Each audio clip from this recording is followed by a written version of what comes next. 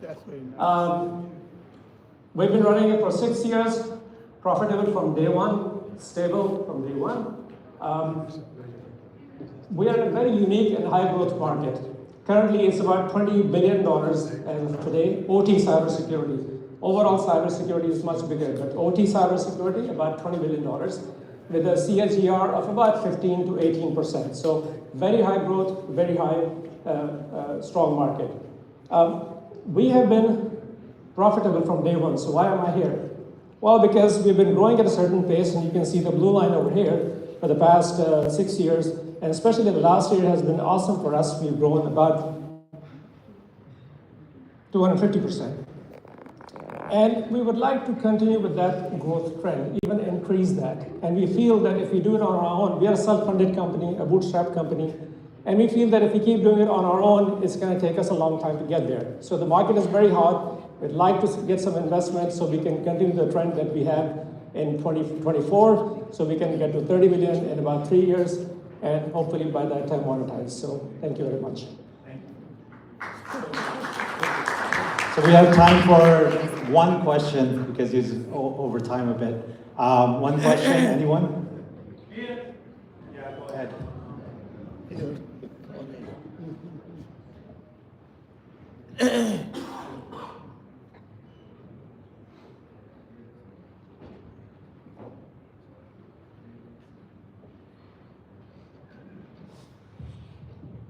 Hello, my name is Bajid Jaffrey, and the question I have is, where is the company based, and what kind of valuation are you looking for your company? All right, good question. So because of the US connection, the headquarter or the head office of the main company is in the US, but we have registered entities, branch offices in Saudi Arabia, in Bahrain, in Dubai, in Abu Dhabi, of course in Pakistan, where we have bulk of our engineering workforce, office in Singapore and Nigeria. So we have 8 countries where we have registered entities. In terms of what we need, I put a number up there. We can talk about the details on how we're going to use that number. It's a $6 million number to take us from 9 million to 30 million revenue. The breakup of it, we can talk about that in person if you want. Thank you so much. So you can see these guys after as well, because after this is going to be more tea and networking, so you can see that. So next is Cavtech. Afaq Ahmed.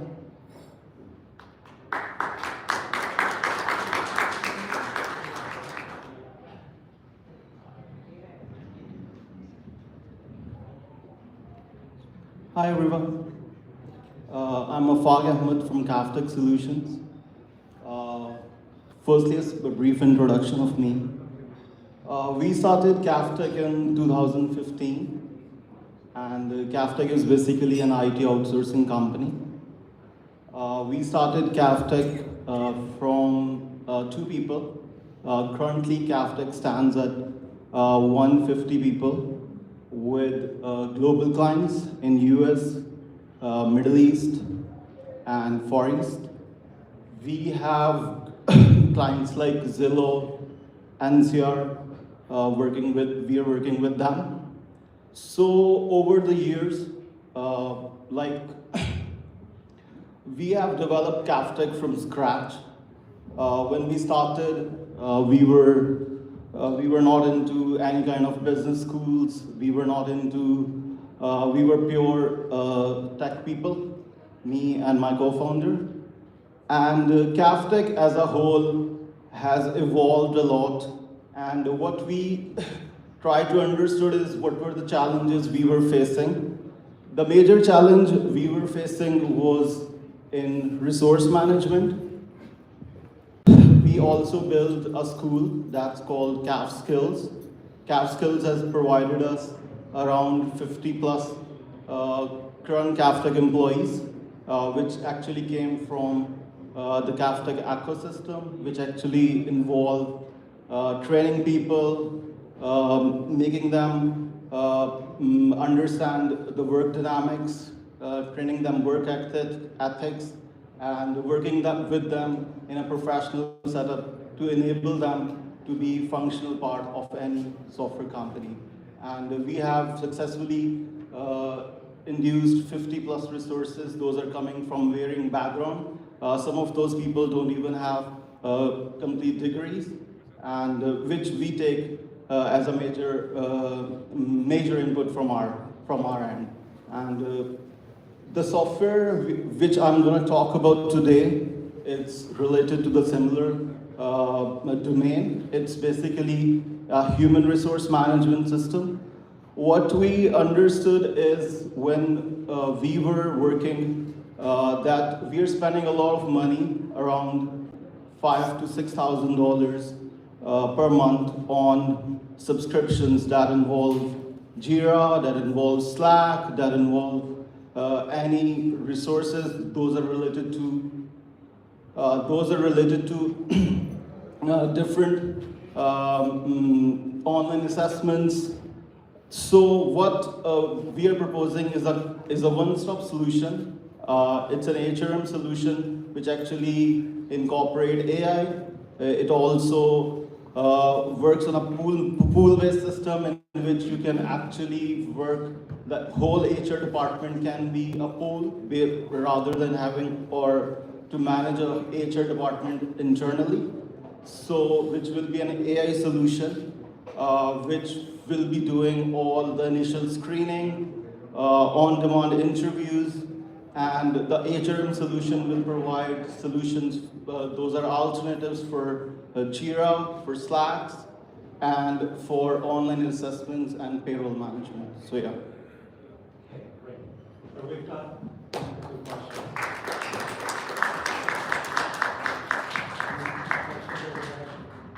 Mike. I don't want to ask too many questions, so Can we have another mic as well? Assalamualaikum. Thank you for your pitch. Just one question. I was a bit confused about how do you plan to leverage AI for what you're doing? So basically, we will be engaging with voice AI. Like for example, if the HR people, they have to do the initial screenings. So what we have built is that voice AI is actually efficient enough to perform the initial screening of employees and resources and maybe grade them based on whatever answers they're getting. And the HR department can be shrunken and the resources can be limited using voice AI. One more in the back.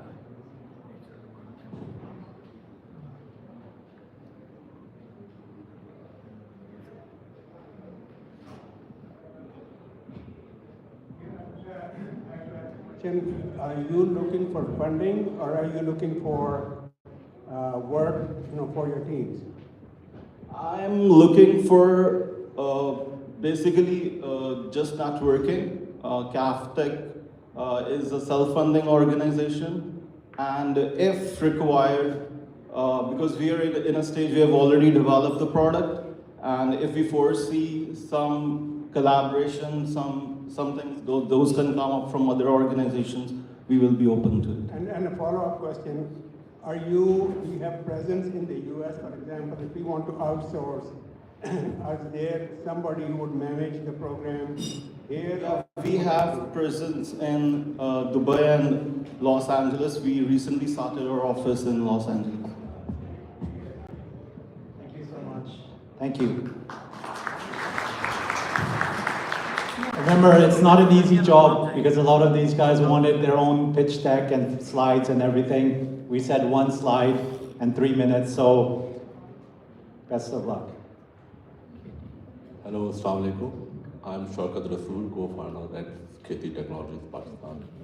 We believe that Pakistan can transform our agriculture through employing the innovative solution and technologies.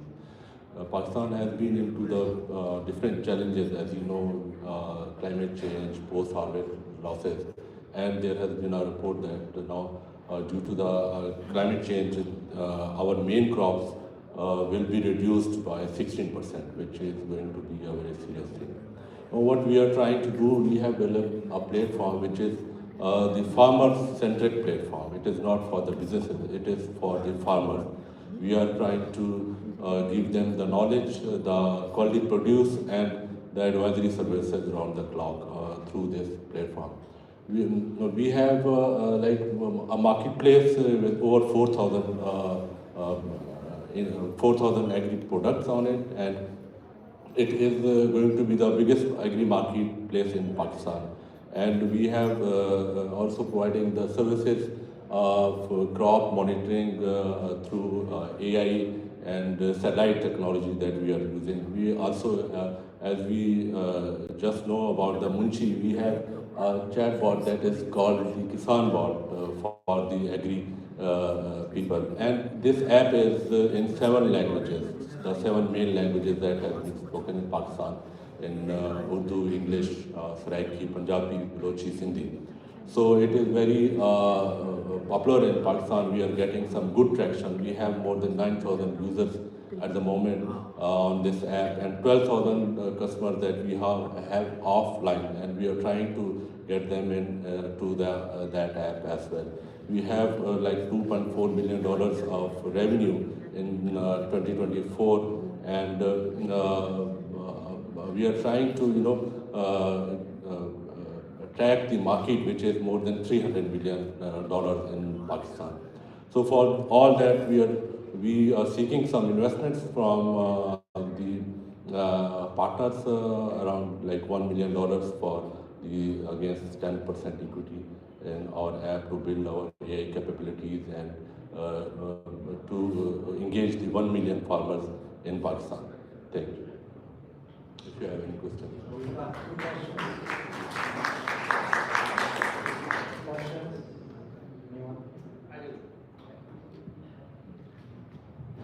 What's your revenue model like? How do you guys make money? Yeah, we are making money through 3 verticals we do have at the moment. One is we are pitching government contacts and international agencies, international organizations that are working in Pakistan. The 2 is commission that we are getting from the app, and the 3 is advisory and the other products and the marketplace that we are. Yes. Excuse me. Yes, hi, one question. How do you see technology adoption in Pakistan? I mean, how do you see farmers utilizing your technology? Yeah, I'm just giving you a layman approach. If you go and want to buy a mobile which is not smartphone in the rural area, you will not get any shop. Everyone is selling the smartphone, and our 80% users are from the rural areas where the smartphone is, and due to the thanks to the government, everyone in Balochistan, Khuzar, Killa, Abdullah, we just have done like 60 million rupees of project in Killa Abdullah for apple farmers. So there is a lot of technology penetration has been already done, and people are adopting, because there is no way people has to get that technology to increase their income and yield in their businesses. So can I ask one more question here? So with respect to communication or internet connectivity, that might be a big challenge here in Pakistan. So in rural areas, sorry, I did not get you. So the communication, like internet connectivity in rural areas, Yeah. how are you going to solve that problem? Because like there's a big challenge for the farmers. Yeah, as I told you that if you want to buy a phone that is not smartphone, you won't find any shop in the rural area. The penetration is so large, and it's must to have that kind of technology in your business in Pakistan. There's still quite a few questions. What we'll do is just, if they can see you afterwards, in fairness to all the other people we've got to get through. Or, okay, one last one, because he's got a lot of questions. Go ahead, sorry. Hello, Assalamu alaikum. My name is Azeen Hafiz. I'm a corporate lawyer. I wanted to ask what kind of regulatory issues you are facing in Pakistan for this kind of venture. Literacy?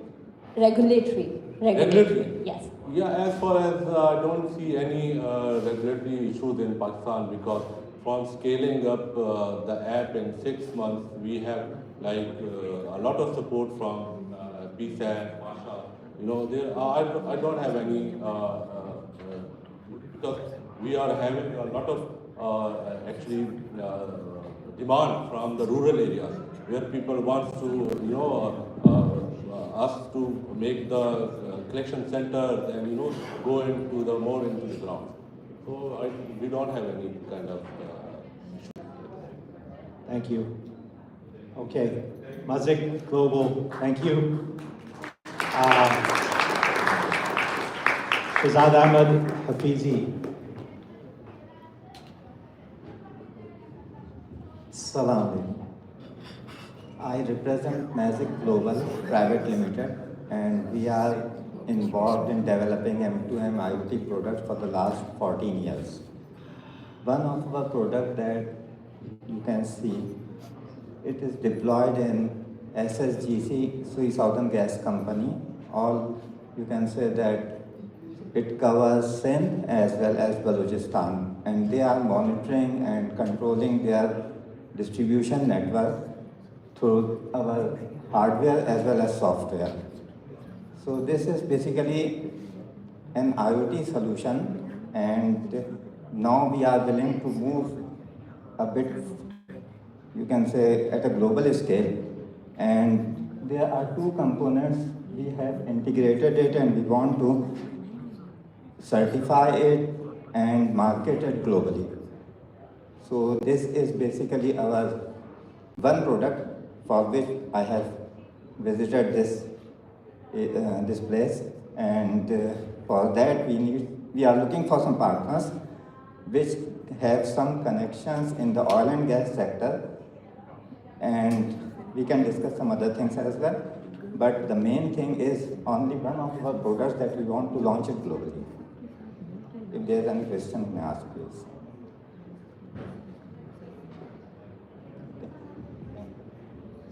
So I'll just ask a question. So how can people in this room help you? What if you could ask one thing, what would it be? Okay. The first thing is we don't have that exposure for global market in oil and gas. Especially there are many people who are here, they are working in Saudi. Okay. So I think that we can talk to them and we can get some idea from them, and if they can direct us to some sort of companies like Aramco and other people like this. And the other thing that I am looking for, because when you go for certification like Class 1 Division 2 or explosion proof certifications, it costs a lot. Okay, so if I get a partner over here who can invest with us, okay, on the certification part as well as the production, because the minimum quantity it will be around 10,000 like this. So for that I'm open and to discuss this opportunity. Perfect. Thank you so much. InfuseSense.ai.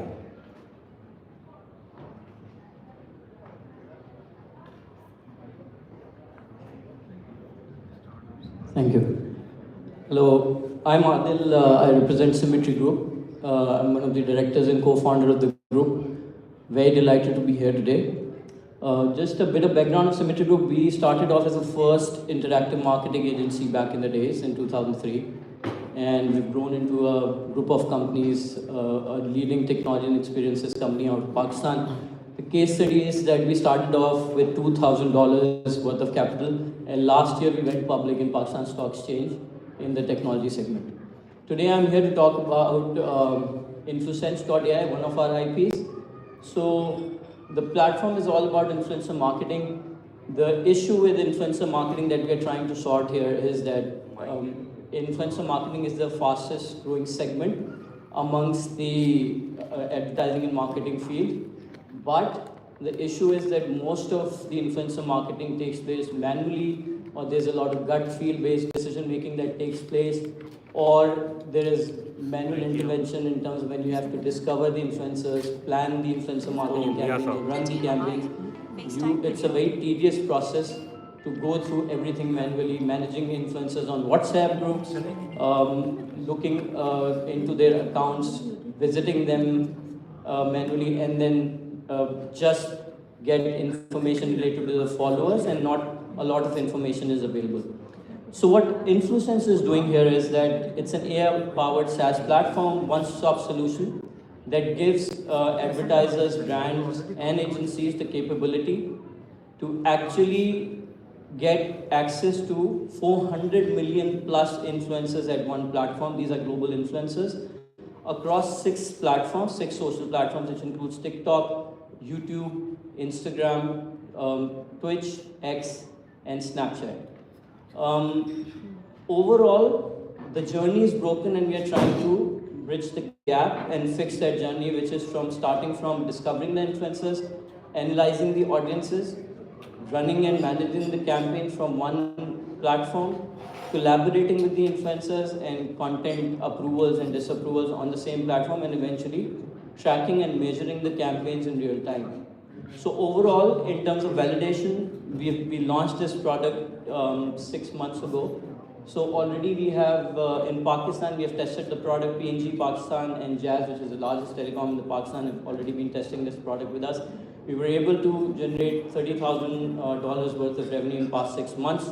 The market, global market for influencer marketing is at $30 billion right now. By 2028, it is expected to reach $58 billion.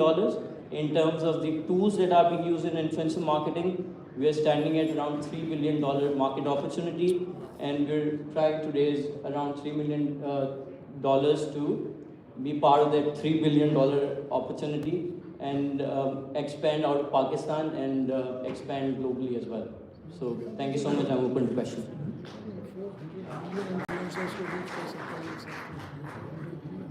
So my first question, actually I'm the founder of Marvelero, so we are in the same space as you. We are connecting small businesses and mid-sized businesses with influencers for collaboration amongst other things. But here's my main question. How are you getting around privacy policies? Because I bet you have to do a lot of data scraping of those influencers to be able to connect them in their right niche. So yeah, I just want to know your process. How did you get around data privacy policies? Oh, great question. So what we are doing is that we have data providers which are GDPR compliant and other compliant data providers, and using their APIs to get data, and then we have built our own AI layer to do profiling of the customers and the followers that they have, to build the complete analytical view of their profiles and see their likes, dislikes, genders, and other stuff. Yeah, I have a question. The investment you're looking for, is it in the company that you just talked about, or is it in the group? Because you said you're a publicly traded company. Public company, we're not raising any funds anymore, so it's in the product only. We're talking about the product right now, which is Influence. Is the product a separate company, or is it just in the product? How do you get ownership of the $3 million that you put? Again, a great question. So we have established a holdco in Dubai for the product. So that's why anybody who's investing, they can invest in the holdco of the product. Okay, thank you. Thank you so much. Thank you. Shariar Tariq Khan for Tactas.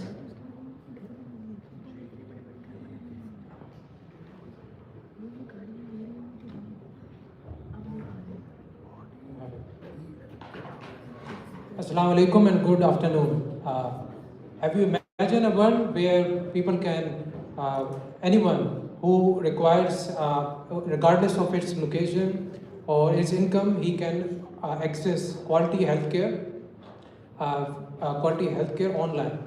So this is a problem that our product, Uplift Healthcare, is turning the vision into reality. And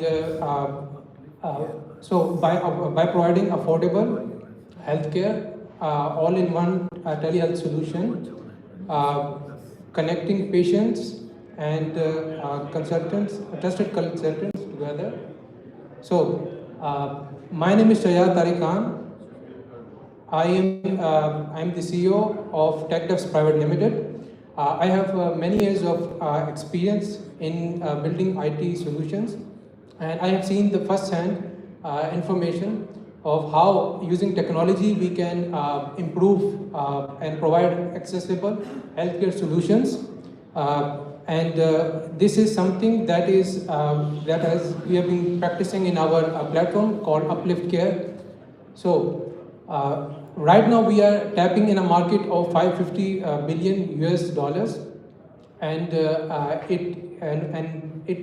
after COVID, our healthcare industry and specifically telehealth demand becomes skyrocketed, and the platform that we have built, it's very crucial because the consultants require a more secure and reliable solution which is compliant with HIPAA compliance.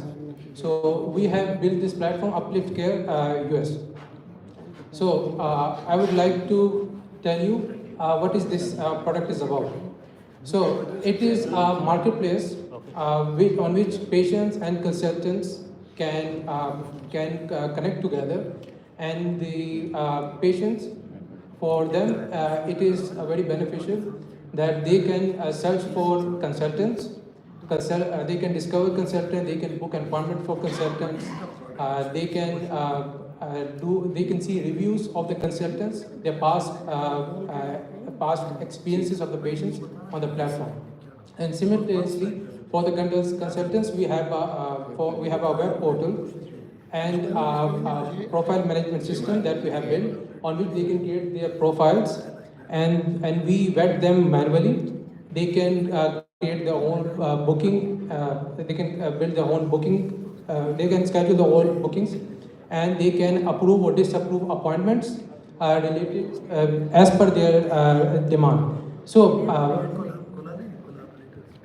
the patients can get feedback. They can get reviews about the consultants on the platform, and we cover the complete use case of patient and consultant end to end, where they can complete the appointment and can get feedback from the consultant. So it's beneficial for both the patient and the consultant. So I would like to say that this platform is already live right now.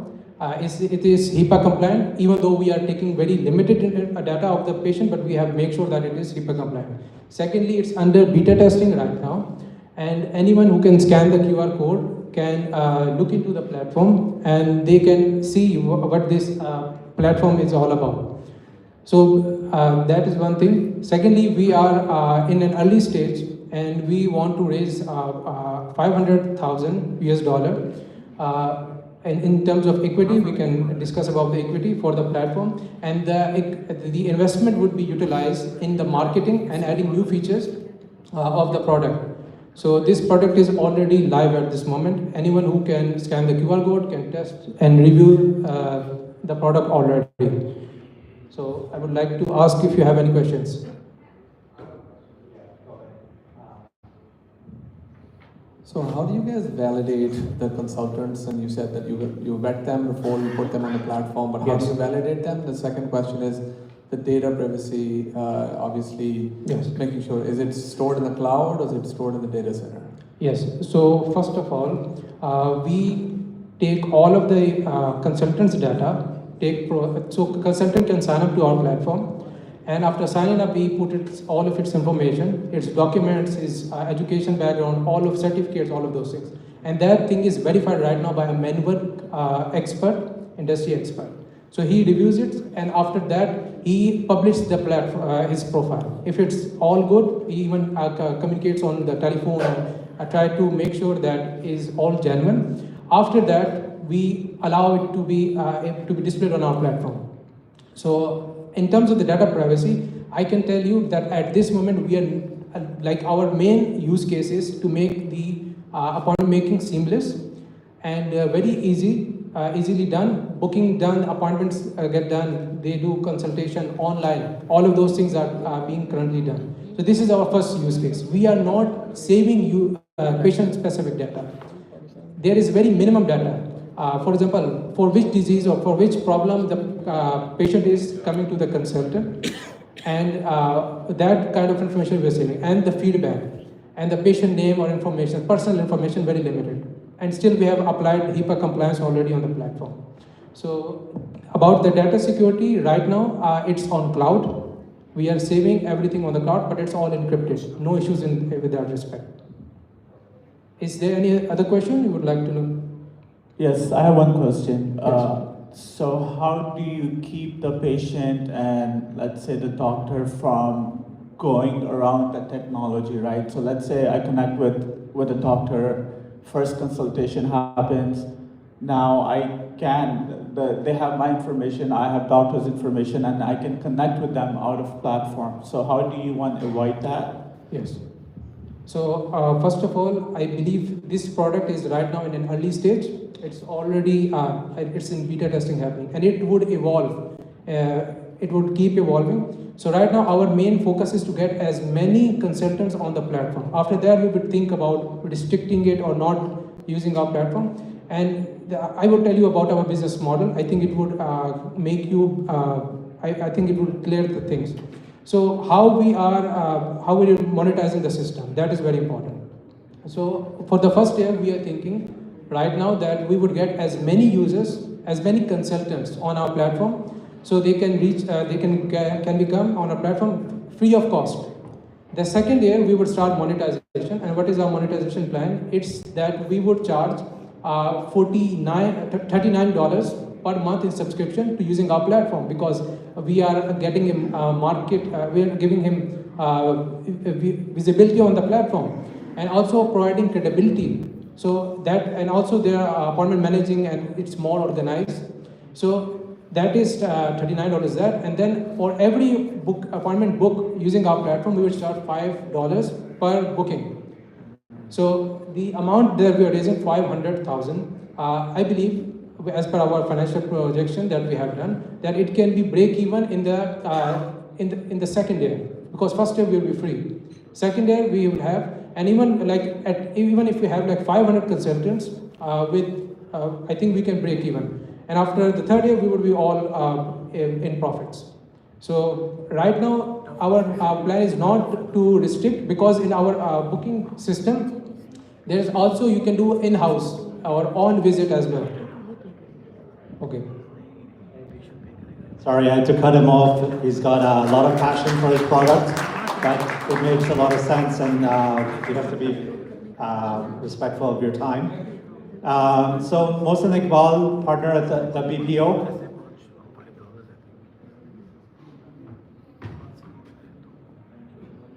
Hi everybody, my name is Mansuri Iqbal. I'm the partner of the BPO. So I think my story or my firm's story a bit different from what we have been hearing from the other startups. We are exactly not a startup. We are a full-fledged consultancy firm. We started back in 2014. We have a global presence. We have legal entities in Toronto, in Atlanta, in Saudi Arabia, in Pakistan, and in Dallas. So we have been doing a lot of risk consultancy, transaction advisory, a lot of accounting and finance work, a lot of big data and data analytics. And I think 5 years back, we started with technology. So my personal experience, I have been working with E&Y consulting for 18 years across US, MENA region, and Pakistan. So I have a bit of a background in IT, but I'm not a techie in a sense. I'm more of an entrepreneur. But I have a very good team. In Pakistan, we have around 300 people, 25 to 50 people in Saudi Arabia right now.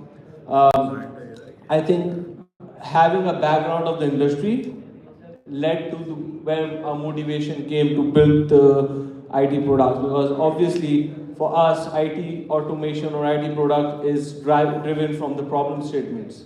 So our products, we have a number of products. I'm going to highlight a few which are basically centered on client, first client choice. So the problem statement, like for agriculture, we have Precision AG Boost, which is a AI-enabled platform using real-time insights, drone technology to make more precise and more precision decision making. We have just tied up with USDA. They are approved and certified and working with USDA for sustainable farming. So it's part of what we are doing, and this is part of the application that we are working on. Another application, we have worked with aviation industries and other service lines. The biggest problem they have is how to track the parts, how to make a maintenance schedule and how to repair the parts they have. So Wing Track, it's in beta, it's in alpha version right now. It's a totally automated tracking system that can track all the parts, give a scheduled maintenance, and provide a seamless and efficient way to proceed. Another is Doctor on Call. It's more of an idea right now. It's how machine learning and how we can give a bridging gap to the emergency services, how a consultant or how a doctor can have an AI assistant who can actually take the preliminary information, can write down the notes, can have the transcriptions, give the initial diagnosis, and also suggest tests. One of the more products we have is Travel Vault.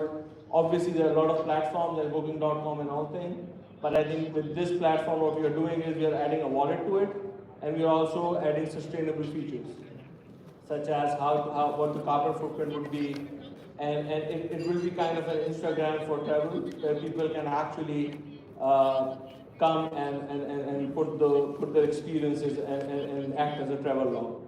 One more product that we are working on is a PathSense, which is more like helping visually impaired. So just to conclude, I think Adnan is looking at me. So we are looking at a funding of around 6 million on 5 projects. So we are looking not at project-specific funding, we are looking at a company-specific funding. So we are a company which is headquartered in Atlanta. We are looking at a funding for that. And it's more like a strategic partnership, not only the funding itself. Any questions, please? Yeah, I have one question. Yeah. I'm just confused about what your company really does. Are you a consultant company providing services to other companies? No, it's all these products. These are SaaS products being developed by us. So we are not a company that's providing companies technology service to other companies. Okay, and you own all those companies, or? Yes, yes. Okay. Yes, we own all those companies. Which one were you pitching for? I'm pitching for all these brands. They come under a single company that is based out of Atlanta. So we are pitching for the funding for the company, not a specific product. Got it. Thank you. Any other questions? Okay. Thank you so much. Thank you. Tech Lions, Khurram and Ali. This last 3 companies.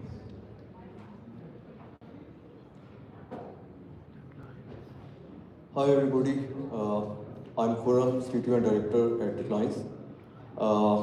Actually, I'm thrilled and very thankful to His Excellency and PSAP that gave us a chance to represent here. Basically, Tech Lions is a custom software development company that helps businesses in North America, Gulf and the Europe region in embracing digitization. We are headquartered in Salt Lake City, Utah, and we have a backend office in Lahore, Pakistan. We have about like 50 plus developers working in-house. Our core services include we provide website development, we do mobile app development, we do work with AI and ML, we provide cloud services, we provide UI and UX design and branding. Industry-wise, our experience is very diverse. Actually, we have worked with social and networking portals. We have worked with transportation industry, but where we have made a difference is the travel industry and the fashion retail industry. In travel industry, we have worked with a client based in North Carolina, and we automated their processes, and after that they were ranked in number 3 in the travel industry in the US. The other client we are proud of, he's based out in California, we automated their processes, and with that now they are very efficient in their daily routine business, and they can process about like 250 purchase orders per day. Earlier, they were like only able to process like 2 to 3 purchase orders per day. Regarding the tech stack, we are working with Microsoft platforms. Basically, we are working with Munstack. We are working with LangStack, Python, Java, and cross-platform, working with SQL and NoSQL DBs. Our engagement models are very flexible. We provide staff augmentation services where you can augment developers. We work with the fixed bid model where you can share your requirements and we can provide you with the timeline and the code. We also work with time and material where you can have retainer hours with us like 40 or 80 based on the requirements you have. Our USPs, the important thing is our client retention rate is 80%. Let's say when you start working with us, you like working with us because of the efficient processes and the quality service. That's why our client retention rate is very high. The other thing is our employee retention rate is very high because we provide a culture in our development office to our employees where they feel confident, and we provide them with enough learning capabilities so they can make a difference when they work with the client. We work with agile methodologies. Why we are here is I'm not seeking for any investment. What we are looking for is joint ventures or the partnerships or the white label services because our services are quality. We have developed our processes in a way we can work with you and we can grow together. So that's it for mine. Let me know if you have any questions.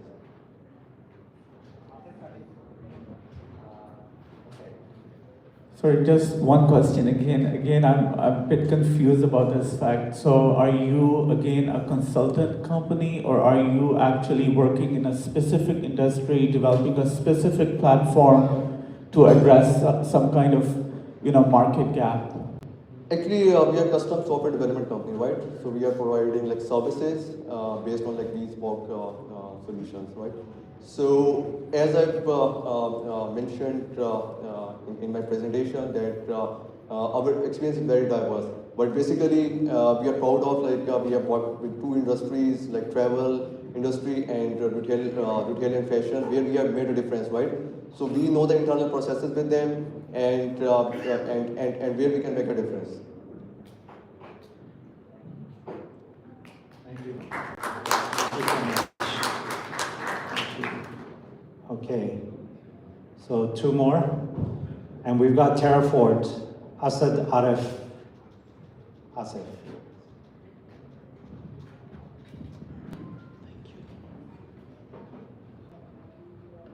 Hi everyone. I'm Asad Asif, co-founder of Terrafort. We are a gaming studio. We make and publish mobile games on different app stores, usually our own IP games. Just so you know, mobile gaming is a $150 billion industry. And one of the most famous games we have right now is Bike Stunt, which has over 200 million downloads on different app stores.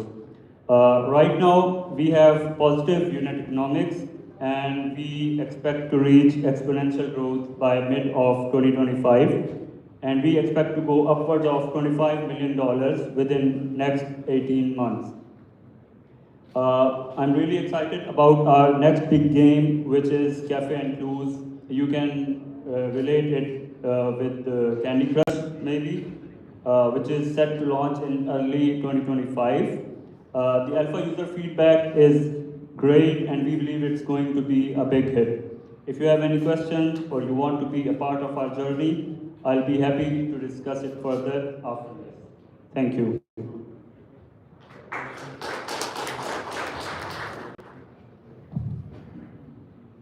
So do you guys develop games for yourself? Is that under your company name, or do you develop it for other partners? Yeah, Terraform is our company name, and we develop games for ourselves, usually our own IP. Your own IP. So what are you looking for? Are you looking for a partnership? Are you looking for investment? Well, I'm open for partnerships and investments as well.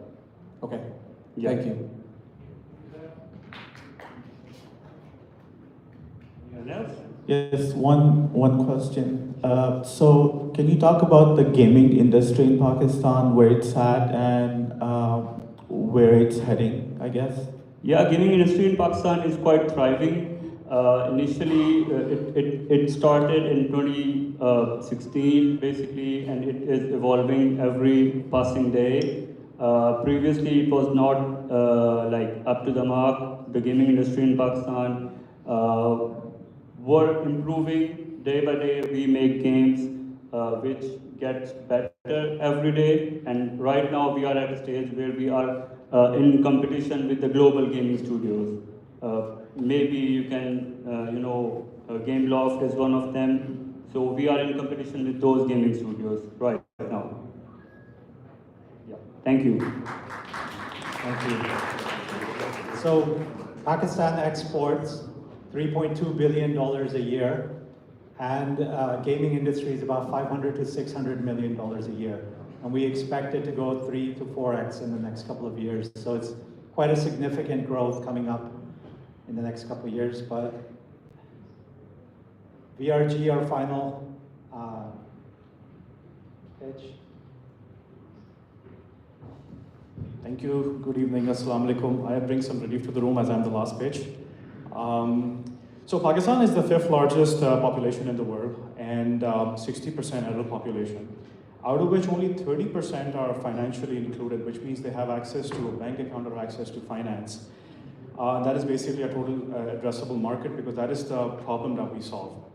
Our journey started in 2014 with our first license as the payment service operator license in Pakistan. We got our license in 2017, immediately followed by another license which was jointly given to us by the State Bank of Pakistan and the Pakistan Telecommunication Authority, which is a third-party service provider license, which enables us to sit between the mobile financial service providers as well as the mobile number operators.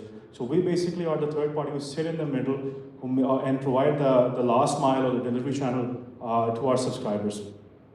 By virtue of this, we were also able to operate the Asan mobile account scheme, Asan meaning easy, which is abundant on every cell phone in Pakistan. You don't need a smartphone, you don't need an app, you don't need data.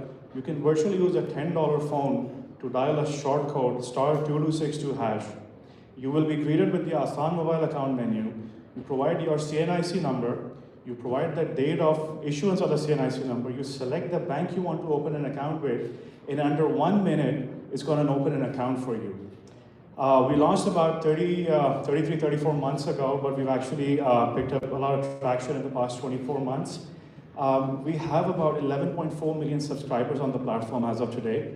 Once the account is open, you can use the same menu for your banking services. You can check your balance. You can send, receive money. You can make payments. You can pay bills. You can pay merchants, fees and collections, and so on and so forth. The outlook is looking very positive for us, as we've also received recognition on the global stage by the World Economic Forum, where we're also champions in the Edison Alliance, and we've pledged to bring about 30 million Pakistanis under the financial ambit by 2030. Along with this, we have some really exciting projects in the pipeline. We're now working on agent interoperability with the State Bank of Pakistan, which means that any agent of the agent of any bank will be able to service the customer of any other bank. So virtually making it like a human ATM, they will be able to serve them. Before that in Pakistan, if you could only go to an agent of your own bank, but we actually want to democratize it and make it interoperable for everyone. Along with that, for our subscribers who actually have a smartphone, we're also next month launching a mobile application along with the State Bank for the Asan mobile account, which is a white label application. You can use one app and you'll be able to operate any of the accounts in any of the 13 banks. Along with this, we have some very positive numbers as far as women empowerment is concerned. Just because we do remote account opening, it actually takes away the need to go to a bank account. In Pakistan, due to cultural reasons, women don't really walk into a bank account and go to an agent. So they can sit at home and they can open an account right there from then and there. We're looking forward for partners, investors, and we've basically developed this technology indigenously in Pakistan for Pakistanis, so we're not dependent on anyone else. The IP is within the group. It's single family owned and funded for the past 10 years. And now we actually want to take it to ramp it up within Pakistan, as well as to take this recipe to other countries which can benefit from it. So I'll be here in the audience. If you would like to discuss opportunities or partnerships, I'll be there. I'm ready to take questions. Hello. So my question is, you say through this gateway we are able to open digital bank accounts. Are we saying that through this gateway we are able to bypass SBP's requirement of biometric scans? No, not really. There are basically two different regulations for it. One regulation is, so these regulations are defined by the BPRD and the State Bank of Pakistan. And the particular account we're opening is a level 0 account. The one that I think you're referring to is basically a remote account opening using a mobile application of the bank, which also lets you do a fingerprint. That is a higher KYC level, but this is like a very limited account for the unbanked population. So we're looking at a low income classes. So we're not bypassing them. We are under the regulatory ambit for opening a level 0 account for these customers. I hope that answers your question. Or we can discuss.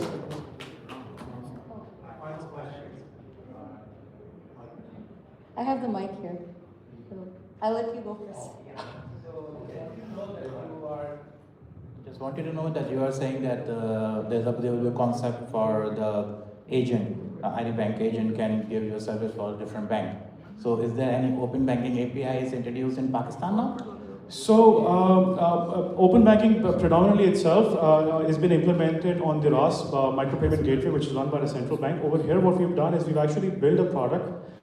It has its APIs. I wouldn't call it like conventional open banking, but we built basically our APIs which would connect issuing and acquiring banks together.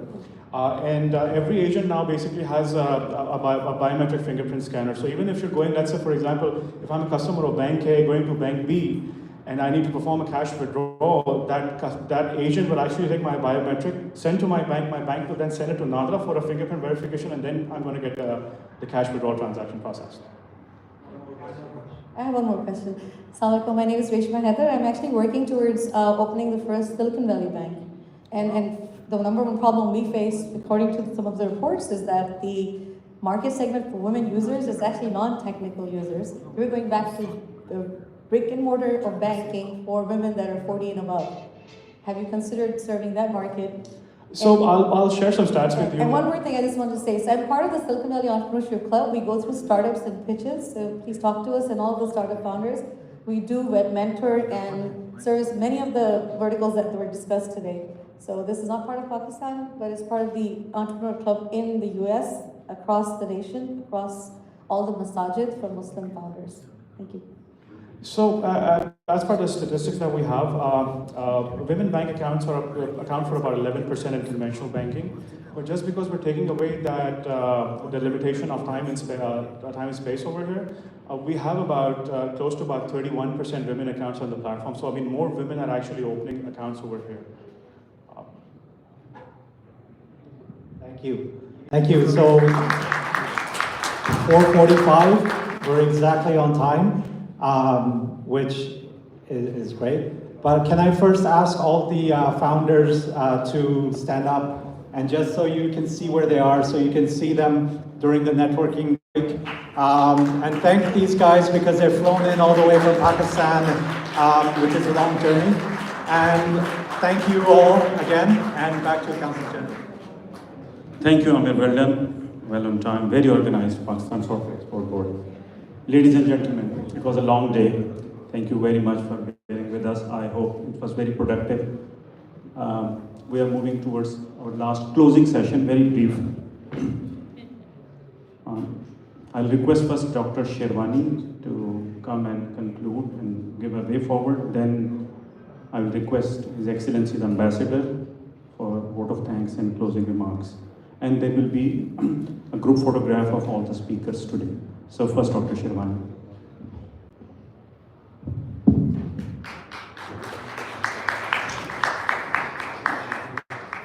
You know, it's a very fashionable thing to say that Pakistan diaspora does a lot. You know, I have an opposing point of view. I don't think we do. I think if you look at India and look at hundreds of companies that were started there, they were not started by the government of India. They were started by the diaspora. Look at thousands of companies that are started in China. They were not started by the government of China.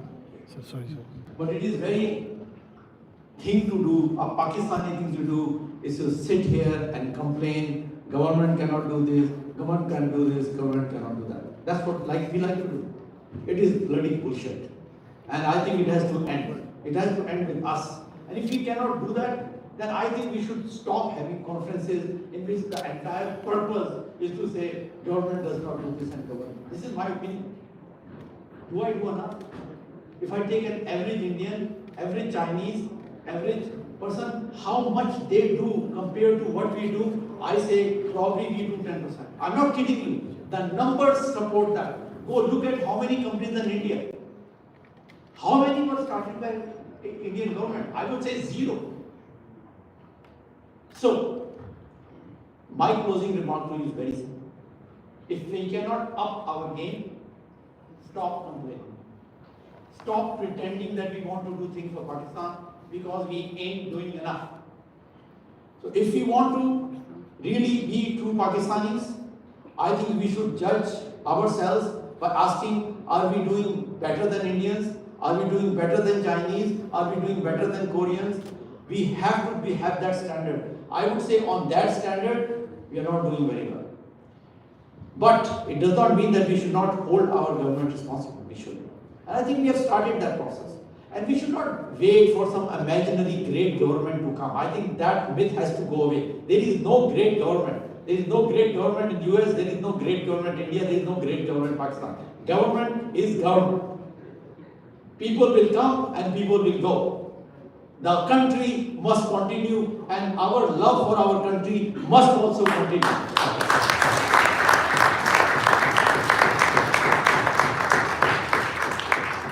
I request diaspora, whatever you're doing, you're starting one job in Pakistan, think about how can that be 5 jobs. If you are sending some remittance in Pakistan, if you're sending $100, think about why can't it be $200. If you are working with some partner in Pakistan, why can't that be 2 partners? We have to up our game. This is very important. Now, to hold our government responsible, I think we have an amazing ambassador here. We have a great CG there. I'm not saying they're amazing because they're standing here. I would have said that otherwise. And if I have any criticism, as you know me, Naveed Bhai, I criticize everybody. But my point is, we have started a process in which we are documenting what we want our government to do. Let's follow the process. Asim Bhai has that list. It was originally started by Open Silicon Valley, but now it has a list exists. Please, any issue that you have with Pakistan government that is a community problem, please pass it on to him. You have his contact information. We will document it. We'll work with the Pakistan government. We from a private sector working with the right. If you have issue with PSEC, let's document it. So that it's not because Abu Bakr comes and Abu Bakr goes. No, it's PSEC. It's Pakistan. We have to solve that. That's number one. Number two, I really hope, and the reason I'm part of this conference, I want this to be a continued effort. One-offs don't help anybody. This has to happen not just in Silicon Valley, it has to happen in Houston, it has to happen in Chicago, it has to happen in DC and other places, and this has to constantly happen. This requires a lot of diaspora support. We can't have Pakistan government keep on doing it. It has to be a partnership, right? Number 3 point I want to make is, all the comments I made about Saudi Arabia today, I think I would like all of you guys to go on the website and read their document about 2030 vision. And then you will try to understand what they're trying to do. And if you have to understand the scale of things going, in Saudi Arabia there is a project called NEOM. Most people think NEOM is a city. NEOM is not a city. NEOM is a place as size of Belgium. And they are doing multiple cities. Just in one city, they have 170,000 labor working in one city. I don't know if you have seen 170,000 people working on a single project. They have to take you on a helicopter to show you where they live. The tent city in which the 170,000 labor lives requires you. So this is the scale. I believe in our modern time, there is a gold rush going on. Pakistanis are very well placed to take advantage of that. We should not miss it. They are opening us red carpet. We have an amazing setup in Saudi Arabia right now. Many corridors have been opened up. I think we should do that, right? And my last comment to all of you guys is, any projects that you have that you think we can help with, either in the government or in the private sector, either in Saudi Arabia or in Pakistan or in US, please let us know these projects. Let's work together. Let's make this a very productive effort, a continued effort. And I hope all of us can make this into something great. Pakistan Zindabad. Thank you, Dr. Sriman. You echoed the sentiment of many in this room. Before I invite the ambassador, ladies and gentlemen, let me just briefly say, if you want to reach Pakistan's diplomatic missions in the United States, we have 5 who don't know. Our embassy is in Washington. We have 4 consulates.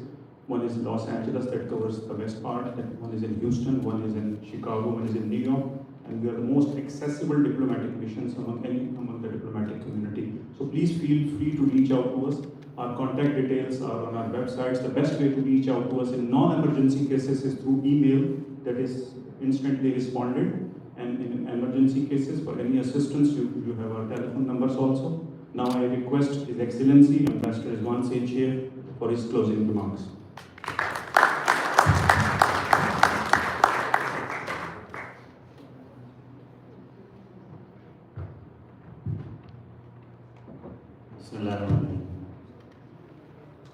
Well, it has been a long day, but even for a non-tech person and a mere mortal diplomat like myself, it has been interesting.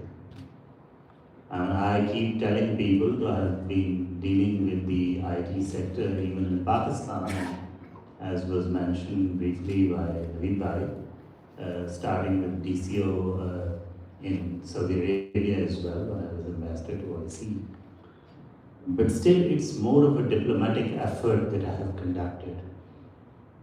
My tech knowledge, don't ever think that it is zero, because it is actually sub-zero.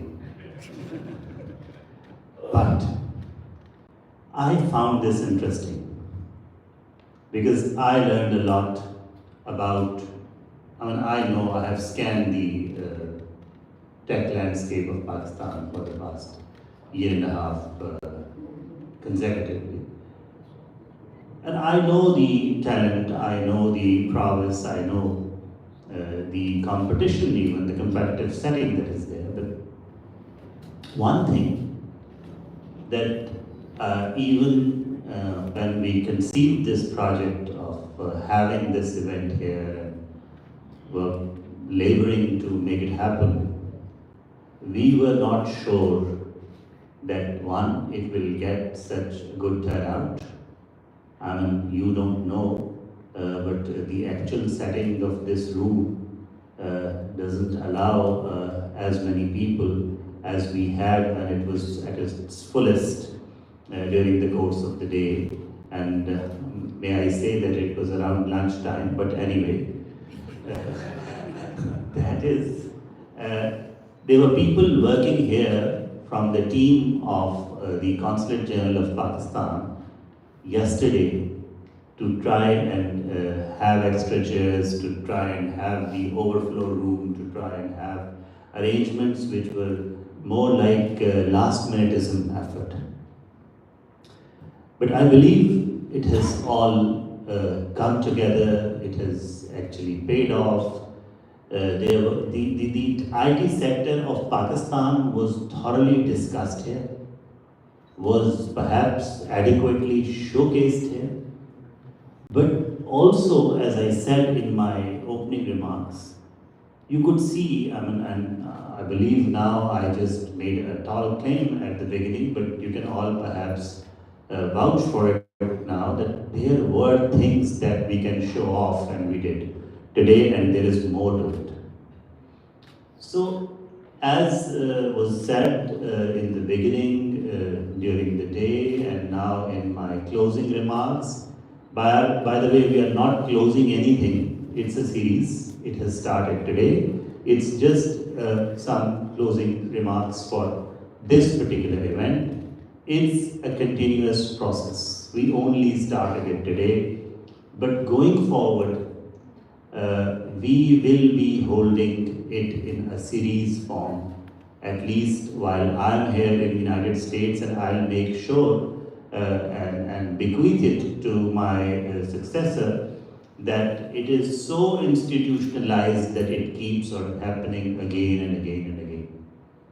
And let me request you, honestly, I just happened to be here over the past 3 days. I have been looking at it from a distance, but the actual on-ground effort that has been conducted by Mr. Asim Ali Khan, our Consul General, and his team, let's give a round.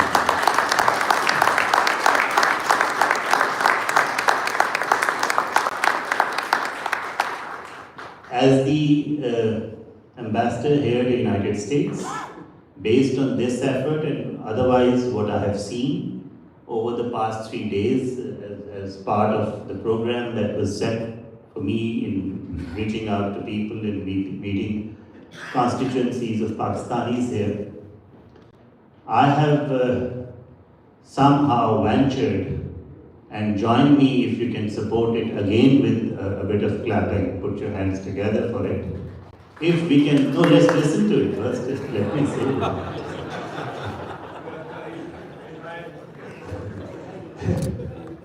If we can rename the Consul General as Mr. Awesome Ali Khan, that would be good.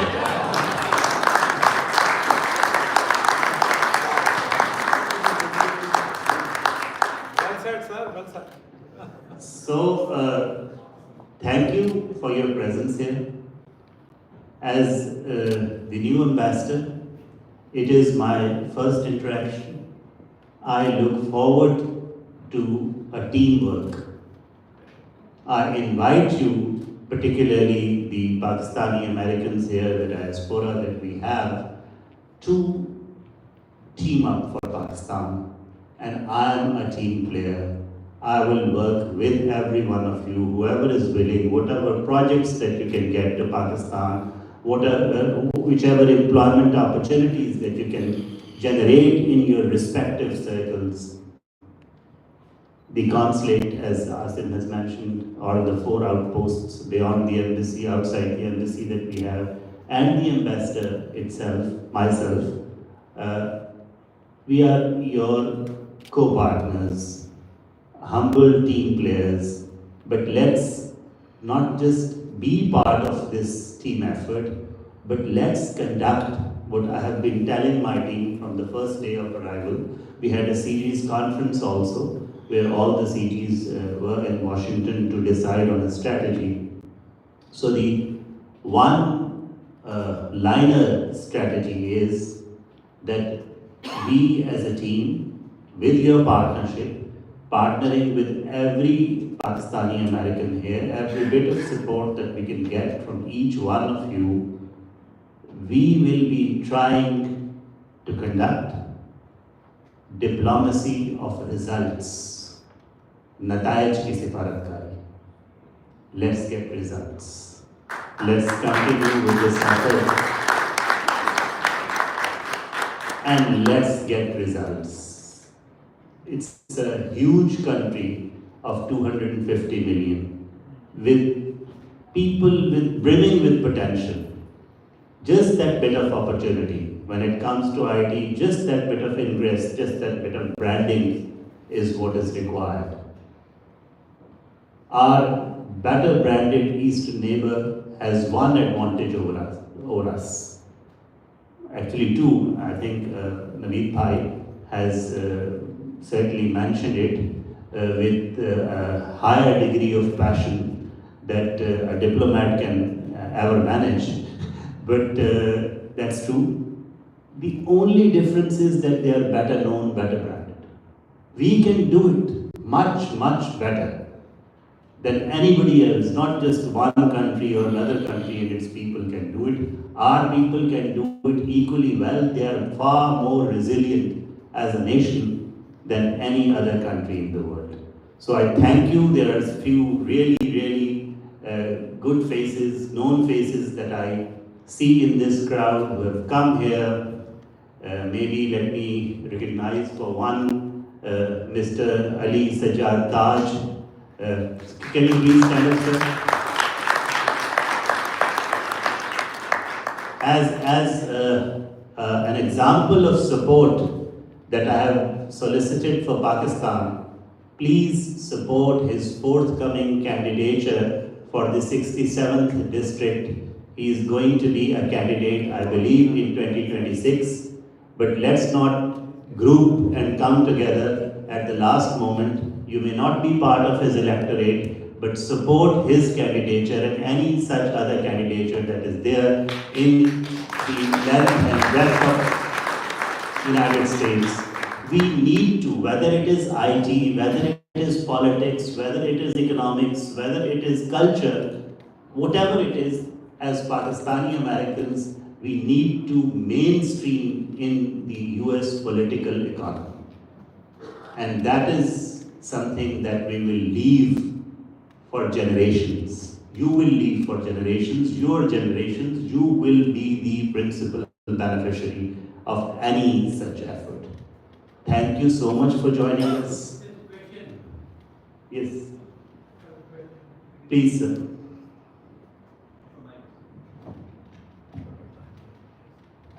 Thank you very much. My name is Khalid Jafri, and I appreciate we have today a very nice function about IT.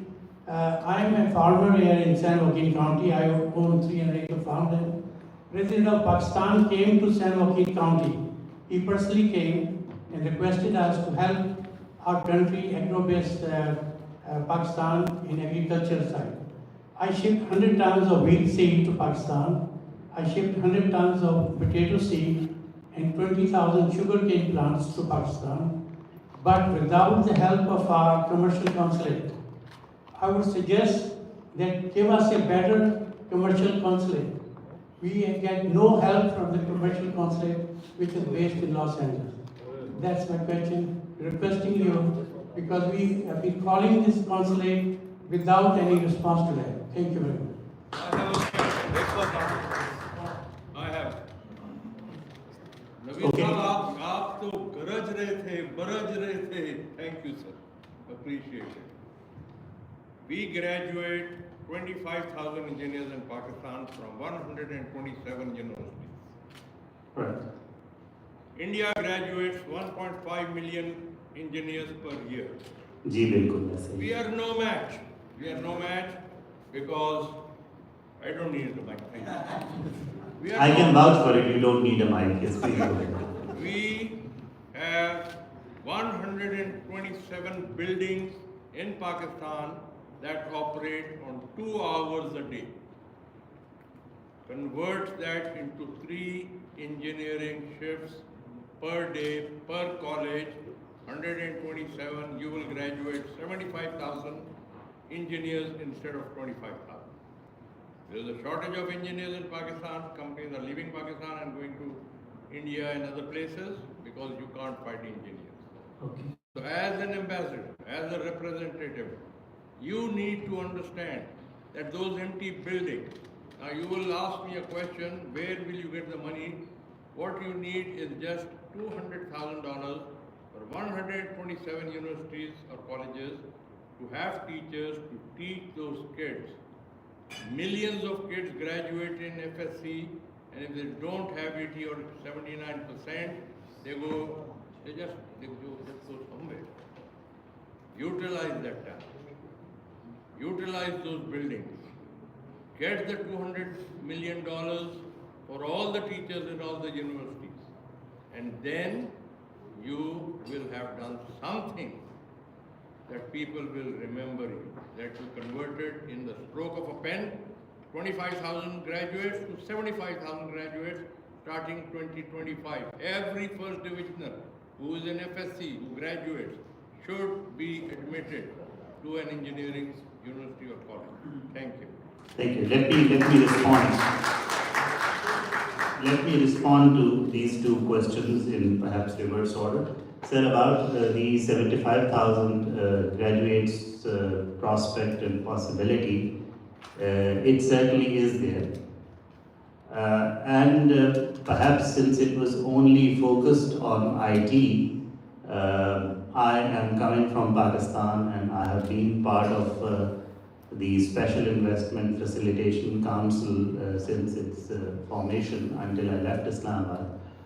And in that council, while we discuss the investment climate in Pakistan, how to improve it, we also discussed, and I'm sure the discussion is continuing there, threadbare, the absorption capacity in Pakistan, the kind of thing that you mentioned, that there have to be companies working there, there has to be a larger pool of qualified people, including engineers, of course. There is a consciousness. There is perhaps not a lack of infrastructure, as you have mentioned, that they are not fully operational or the existing infrastructure is not being optimally utilized. But there is a planning going on in trying to, it is with the Planning Commission, a report that has been prepared on how to optimally utilize the existing infrastructure in Pakistan. And it's not just about the educational infrastructure, it is more to do with social sector, health and education put together. And in terms of the policy prescription, I have been associated with Pakistan's national security policy as well in drafting it. And the policy that is in vogue now, for the first time, includes education, which you have perhaps partly alluded to, and health as a security imperative. That it's a security imperative for Pakistan that our education health has to perform. But given that, and the fact and the hard fact I have to share with you, because a candid question needs a candid response. Our first priority right now is getting 26 million children that are out of school into school, and it will take resources. So we will certainly do that, and we will also cross the bridge that you are referring to when we reach there. Thank you for your question. And sir, on the commercial consulate, let me tell you, and the Consul General will vouch for it, that this particular event also has been organized and mainly sort of curated by the commercial section, because in terms of division of responsibility, it is basically their job of the Consulate General of Pakistan. We believe as individuals, as diplomats, as professionals, certainly we are not perfect. Perfection is a divine attribute anyway, but as I have said, that from now and while I am here, not only that my team would be working with a team spirit, with a spirit of service, but we will try, and we discussed it only yesterday when we ended our day and the Consul General and myself were traveling back, that we do not have to do things or take actions or have initiatives that fly off when we return to Pakistan or the next destination of our posting in the same flight with us. We intend to institutionalize what we are doing, and hopefully that will take care of certain shortcomings, certain misperceptions, certain misgivings that might have been there. I thank you. Thank you for posing this question. Let me, I think, formally close this, only this event, but this whole series is open, as is Pakistan. Pakistan is now open for business, and this is the time, not just that we are open for business, we mean business, and join us for that. Thank you.